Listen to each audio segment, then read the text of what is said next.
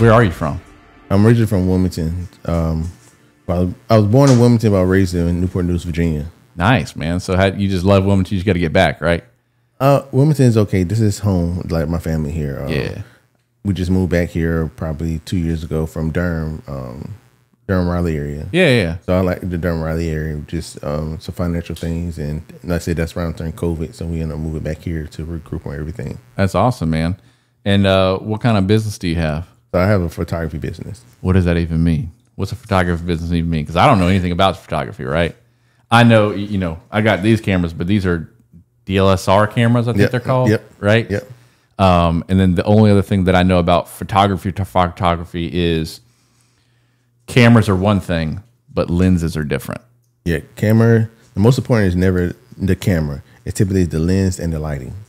Like this setup is really nice. Yeah, the lighting is good. It's soft on both our faces, nothing harsh, and the lenses is what makes the sharp photos and stuff like that. Yeah. It's like you can get like a $1,500 camera, but the lens can cost you like $2,200 for just the bulkier lens, right? Or you can get a $2,200 lens and get a $106 lens and still can produce the same amount of quality. Yeah, really.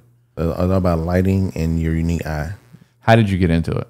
I actually got into it because of my fiance Patrice. She's a plus size model, so when I met her, she needed somebody to take photos of her. I started using her camera and just start having fun with it. Whatever, learning as I go. And then one of her Facebook friends like, well, his photos are nice, but it's grainy. I'm like, what is grainy? So I went deep diving, researching everything, and just like never put my head up and just like I had a natural talent for it and didn't know it. But like, I love your eye. I just take the photo. I didn't think none of it. And I got my first client.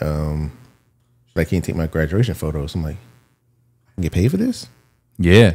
I'm like, okay, cool. So I started playing around with it. I started fashion photography. So I started doing that a little bit, and I enjoyed it. I done North Carolina Fashion Week 2021, and some of my photos have been on billboards, and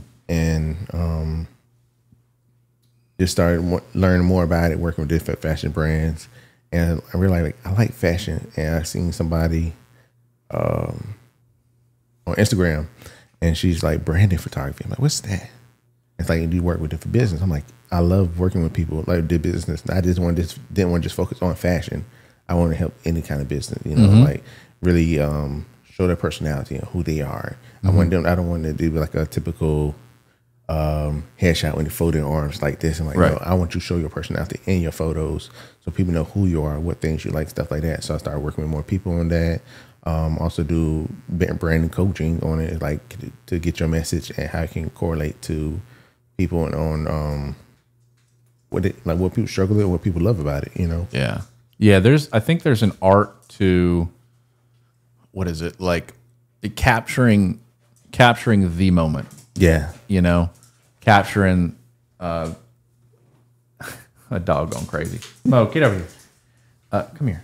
Come on. There's an art to, everybody wants that professional, like you said, like Superman pose, right? Yeah. But whenever I kind of do this thing whenever I'm that guy that everybody comes up to when I'm walking down the street, like, hey, can you take a photo of our group? Right? Like, I just look like the trustworthy guy. I look like the insurance man. Yeah. Right. You know what I mean? I know it. And so I have no problem taking the pictures. I love taking pictures of people. But what I found is I do two things, by the way. They always do this thing when people hand you their phone. They go, do you know how to use this camera? Of course, everybody has an iPhone. Yeah. Right? Like, everybody knows how to do it. Right? So they always like, okay, you press this button. I'm like, okay, cool. I immediately flip the camera around and then take like 19 selfies. And then I switch it back and then I take like pictures of the ground, like a lot of them. Then I take a bunch of pictures. Because when they go back, that awkward moment when you give the camera back and they're like looking through them, but you're still going to go on your way. Yeah. They're like, okay. And then they get to the ground shots like, oh, that must have been it. Then they don't see the other ones. So then like 3 or 4 weeks later, they're like looking through the photos like, who the heck is this dude? And then they have to go through the memory bank like, was that the dude that took the picture? So I'm probably like in like 1,000 people's phones because like I've done it for years, right? But more importantly, when I do take the pictures, and this is probably something that you do too, is like trying to get that natural laugh, that natural person out is, I'll say the thing that I'm doing, even though I did it before. I'm like, all right, like take pictures, and I just start taking the pictures, right? But I'm like, I'm just taking selfies anyways. And then see that right there? That was your natural smile. And that's what I try to get when I'm taking those pictures. Is it the same thing for you? Not that way of doing it, but how do you capture that? So I capture it by just communicate with them and make them feel comfortable. Or just like I have a unique eye, so I can instantly see something that somebody else didn't. For the longest time, I didn't know I'd do that. I can take a picture, and you can take a picture in the same spot, but it looks different just because I might just slightly turn the camera, or I might see, or I might squat or do something like that. It's just like a second nature that I don't even think about. That's really just penetrating. People love it. Like they'll create stories for themselves. I went to, I think it was a sneaker store, just reached out to people to get network. And he's like, I loved it. And he created a whole story of this picture, what it meant to him. And, oh, I can tell you did this. I can tell you loved about this shoe or this lady and stuff like that. I'm like, that wasn't going on. So it's like, it's artwork. Like it literally gives their own interpretation of it. And play around with settings and lighting and stuff like that. It's like, I don't really go to a stream like, oh, what settings, did you use for that? And like, I use whatever I feel comfortable with. I never go in like I have to take the f-stop of this and the ISO with this. It's like, I don't like this. It's too dark, too light. I just try to make sure everything's focused. And afterwards, I'll go back and like people like it's called the bokeh effect. It was really big probably in 2010. When like the person in front of you is in focus and everything behind them is blurred out. Yeah. So it's like that. I just couldn't. I didn't like that for me. It's like I want to make sure the whole frame is in the focus. Because typically when you do bokeh effect, you try to make the back. It's called the bokeh effect. Yes. BOCA. BOKAH. I want to say bokeh. Yeah, bokeh effect. Yeah, I'm just looking it up. Sorry, I'm interested. No problem. The bokeh effect. Bokeh is a word with Japanese origins defined as the way of lens renders out focus points of light. The word becomes a Japanese word bokeh, which means haze or blur. So similar to this, like. Yeah, exactly. Yeah. You know what I mean? So that was a big thing, especially with photography. Everybody was doing that. The only thing with that is when you zoom in, nothing's really in focus. You might have one eye in focus and everything's blurred out. But from far away, it looks like the background just blurred out. So for me, I'm like, I'd rather have the whole frame in focus and then go into Photoshop, not Illustrator, but Lightroom, and then blur out the background. I want to make sure the person or the item or is the main focus. So it has your eye. I make sure it's good when someone's eye passes the picture. You want to make sure that's the focal point first. Yep. Right. So like the mind perception and how people view things, and like there's something else to photography that I think a lot of people don't understand. And tell me if I'm wrong or right. There's the pictures, and then there's the After Effects. There's the Illustrator, the Photoshop. There's the enhancements, if you will. And it costs money for you to have a license to even use the thing, right? And then you got to learn how to use it, and then how do you enhance these photos? There's so much that goes on that people have no idea. People think it's just photography. You just take the picture and just shoot. It's so much more. So much more. And luckily, I had a great person that edits my photo, which is Patrice. Like she does all my editing. Like she just naturally wanted to do it over time. For me, I like editing, but I'm not the very fine details. I'm not going to zoom in to get every blemish on your face. I'm like, I'm not about to do that, But she enjoys that. She loved that. Like she'll sit there all day and just be in her world. I'm like, that's not me. So she's like, I'll do this part, So we personally partner up together on the shoots. And so a lot of time I do shoot, she's with me. That's awesome. And people really appreciate that. She loved it. Like people love the little fine details. Yeah. How do you find new clients? What's the methodology to find a new clients? So typically it's word of mouth, and this through groups like Facebook groups or just interaction with different people. Instagram was something that was more frequent, not as much now with the whole reels and stuff like that. So I'm relearning that. It's been more easier for me to find work mostly in person or through Facebook, through different communities and stuff like that. And that people need photos or now even with Threads, which is a new platform on, and I think the algorithm is different there because it's tailored to people who are looking for what you're looking for. I don't even know how that happened, but people like, oh, I'm in North Carolina, or where are the photographers at? I need headshots, I need stuff like that, and I just start showing them a photo or have a conversation with them. Yeah, and one thing is really I love about myself is people would buy from me where I be seeing my work. I'm a photographer, have a conversation, they'll pay me, and then I show my website. Oh, you really are good. So they trust me the moment I tell them I'm photography or I do this, right? And then it goes to my photos, and they love you even more. Yeah. Well, a lot of sales is just selling yourself. Yeah, and then the work will capitalize on that. It'll enhance those things. You know what I mean? Like people, I do business with people because they're good people. Yeah. You know, because I can feel their energy. I can tell if they're trying to get something from me versus get something to me. Mm-hmm. You know, and I've been given the gift of discernment. So normally when I'm buying something, it's like, do I like this person, or are they just trying to sell me something? Yeah, exactly. You know what I mean? Yeah. And it's always worked out for me. Sometimes I've probably been burned a couple times, but yeah, everybody has. But for the most part, if I want to do business with somebody, it's because I like somebody. Mm-hmm. And then I realized that, oh man, they actually really are good at what they do. Do you have a Google My Business page? Yes, I do. Are you getting Google reviews? I have a few of them. You got to do it every single time you have a client. I'm going to tell you the secret. Ready for this? Patrice, I'm telling you this one too. So you can write this one down.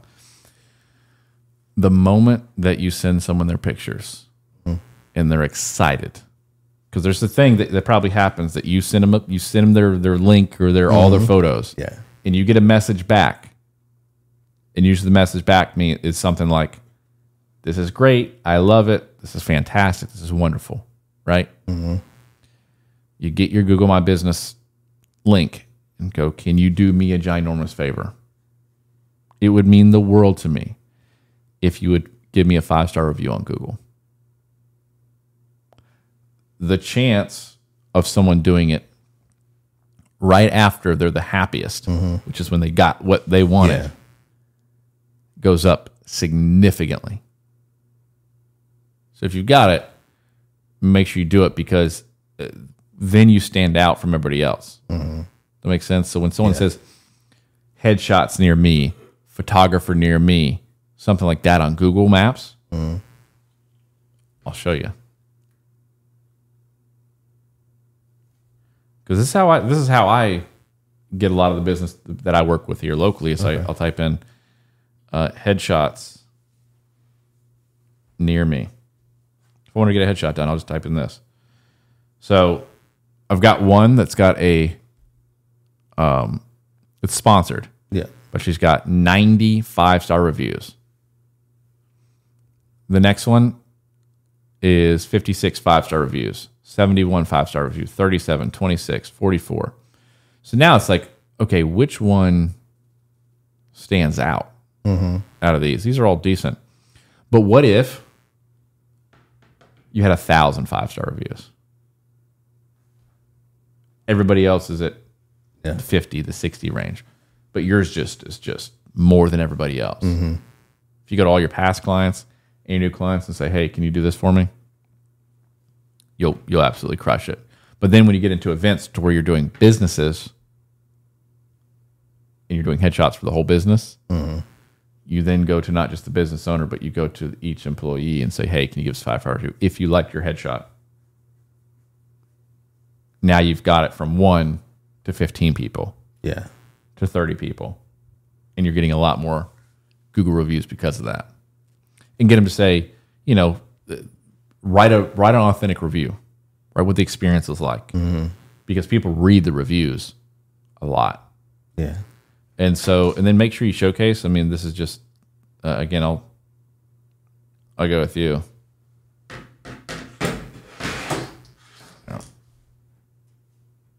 So look at this. Kind of scroll there. Tell me what's different about go to the first 5 or 6. Tell me something that you notice about those, and I'll tell you what I notice.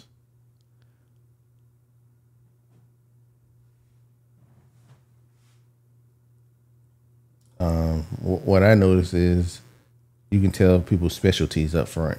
You tell their specialties. Yeah, typically, like photography, you have first photos. The first page is like family, baby, so they do a lot of different varieties. The second one is like headshots. They do headshots. Yeah. First photos. But I'm going to give you guys this trick here. Okay. Here's the marketing thing. You guys are a black-owned business, right? Yeah. I ain't seen the first black person in there yet. Yeah. If you guys rank higher on Google and you're the only one that shows up, you're going to get more clients through that. Yeah. Does it make sense? Like a lot. Yeah, that makes sense? Like I went to the whole page and did not see one. Nothing, bro. It's crazy. Crazy. I'm sitting there thinking, man, if they just rank high on Google and you show that, you showcase your skills, sky's the limit, bro. Thank you for sky's the limit, bro. Like for real. Look at this. It's nobody. Everybody's trying to do their, you've got a really interesting niche, man.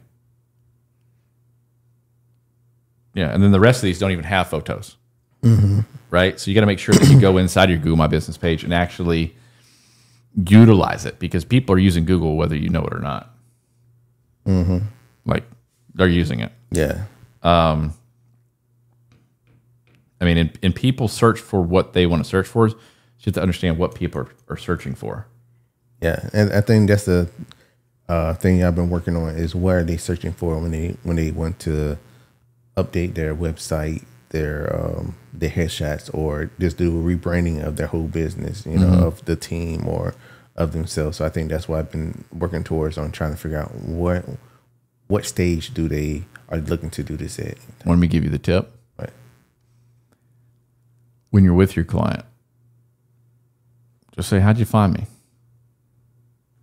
What made you want to work with me with everybody else? Kind of in the middle while you're doing it, right? You already got the business. So learn about the client. Okay.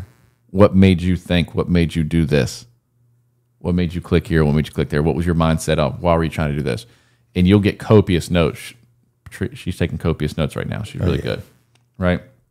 And start to learn about the person, and you'll start to understand a lot of people are the same. And so you can cater your marketing around that. Okay. And then if you get into Google My Business, where you can do search and do paid, now you've got 500 Google reviews and you're sponsored. So the perception is very clear. These people got it going on. Make sense? Yeah, it makes sense. They're not a sponsor. They need to put the top. You want to show multicultural. You want to show some black. You want to show some white. You want to show some Asian. Whatever you want to show, right? And when they click on it, what goes next? What's the next thing that they see? Again, I'm going to type in headshots near me. What's the next thing they see? I'm going to go to this first one. That's not sponsored. I always like to go. So Chris Bremer, he's a good guy. So now, what do they see next? Services, boom, boom, boom. There's this website. I want to open up in Safari. How fast does it load?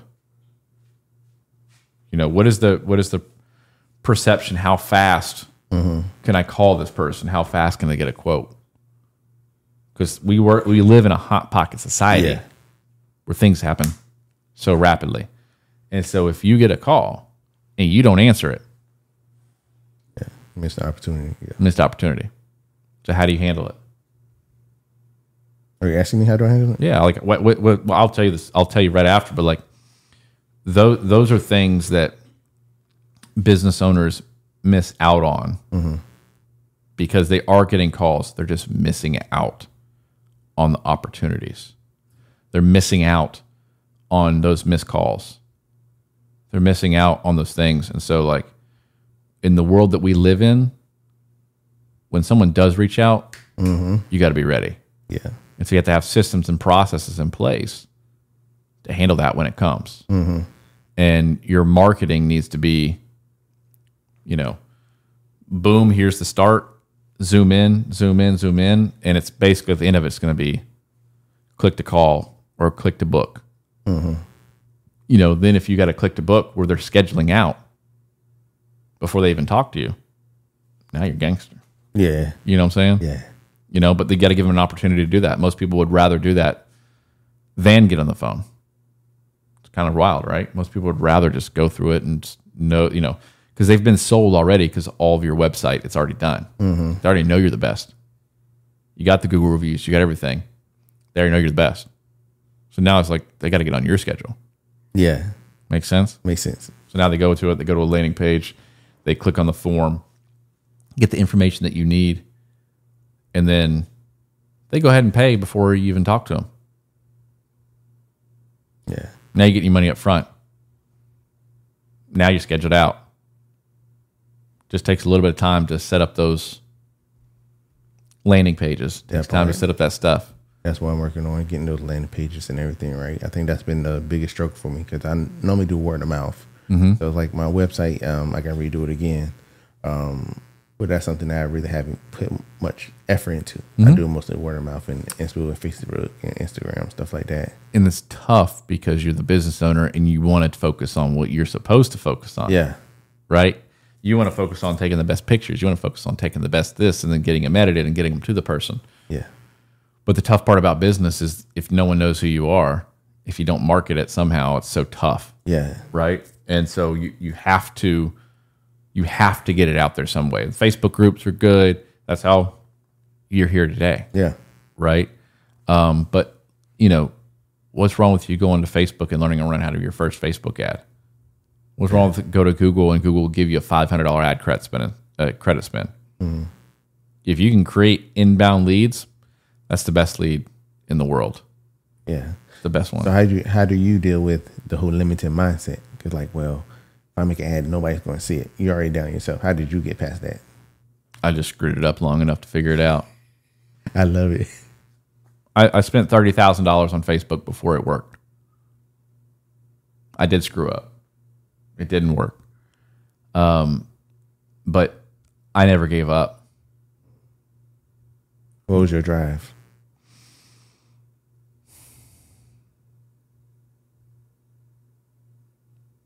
The fact that I know if I don't do what I do, less people will understand what I understand to be true. And what do you know to be true? God is real. I know God is real. I know that you can serve a lot of people with whatever you decide to do in life. You can change a lot of people's lives. Photography is just the tool. Yes. Right? The photography is just the tool. But what do you, Courtney, really want to do in life? Who are you trying to change? Who are you trying to help? What are you trying to focus on? There's something deeper inside. Mm-hmm. It's inside of you. That's what I learned. With insurance, with final expenses. Final expenses is a weird thing to talk about. I talk about funerals all day long. You saw me on 2 calls right before we got up here. Agents are calling me going, I don't know what to do here, I don't know what to do here. I have all these agents that I work with.